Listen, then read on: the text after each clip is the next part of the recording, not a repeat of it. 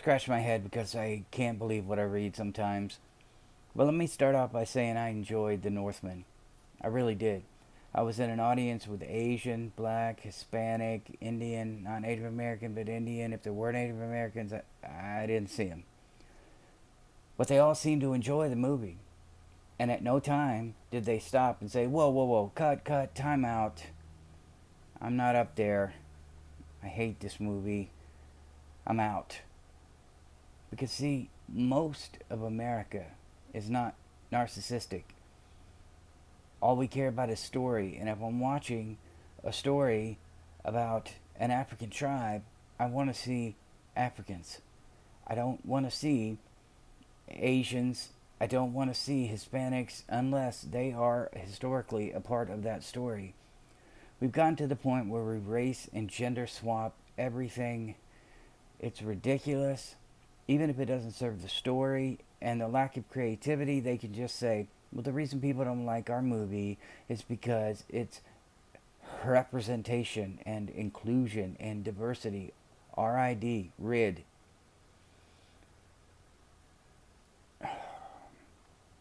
I don't understand how we got here.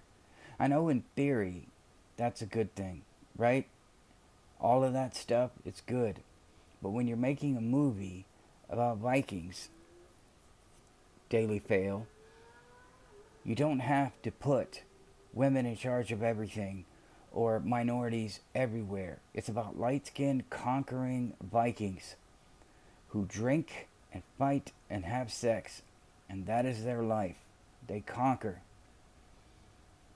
There's nothing wrong with telling a story around that. But the problem is you have legacy, leftist, activist, woke garbage sites like the Daily Mail who use the terms white supremacy and masculinity, which breeds white supremacy. We have gotten to the point where rather than just say, I didn't really like this movie, you don't even care whether you liked it or not. They would rather just attack it for whatever leftist garbage they have. And I'll be honest with you, I don't think it's made as much as much money as it should have. Because quite honestly, after what happened with Vikings Valhalla on Netflix, I think a lot of people were turned off. I'm pretty sure that most people, when they flipped it on, were like, oh, this is a movie about Vikings. I'm going to be taken to a land far away, back at a time when these crazy white people were going down. Oh, wait. That really famous Viking is now a minority female. Okay, they must have worked in a purpose. No, they didn't. They must be trying to get Kamala Harris elected because they know Joe Biden is mentally deficient right now and will not be able to run again. That's why we have diverse female Jesus in every show. But anyway,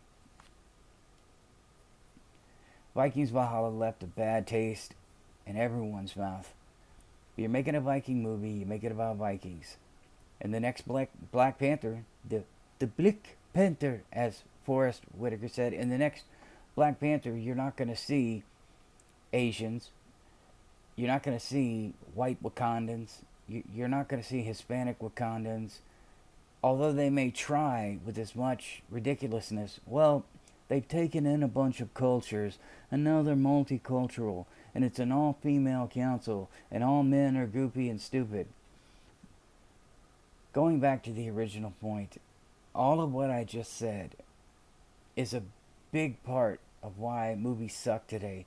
It's why CNN Plus failed. It's why legacy media is failing. It's why leftist news sites are failing. People are tired of being lied to. We're tired of our comic books being hijacked, our TV being hijacked, our movies.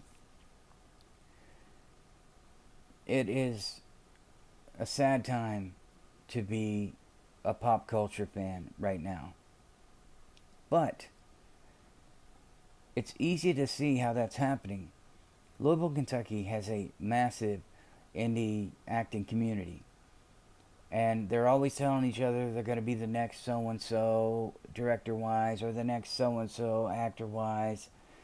They get a role in a movie with a guy who used to be famous, not even in a silent movie, like lower than that. And they have a booth set up at the next Comic Con with their pictures up there. And, good for them, good on them.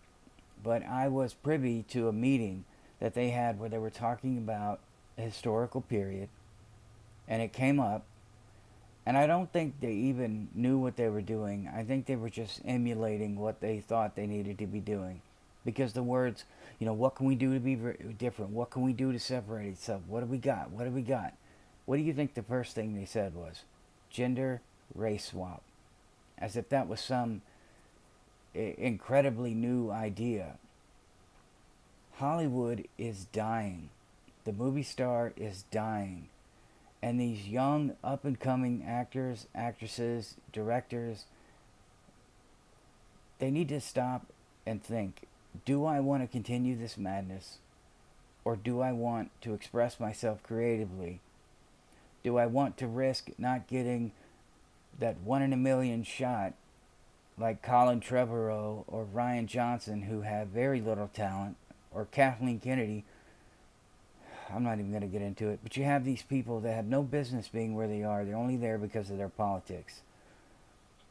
That's why when you have a good movie like The Northman, when you have a good script, cinematography, great actors and actresses, audiences can be hesitant because we've been burned and bait and switched. And they hate us. They hate you. Everything they do is out of spite. That's why they race and gender swap and tokenize everything. They don't care that you're a fan. They don't care that you love something. They don't care that you want your kids to love it too. As far as I can tell right now, all they care about is grooming children down in Florida and ruining everything that we've ever loved, destroying franchises. Don't let that stop you from seeing The Northman. Go watch a movie that's not woke.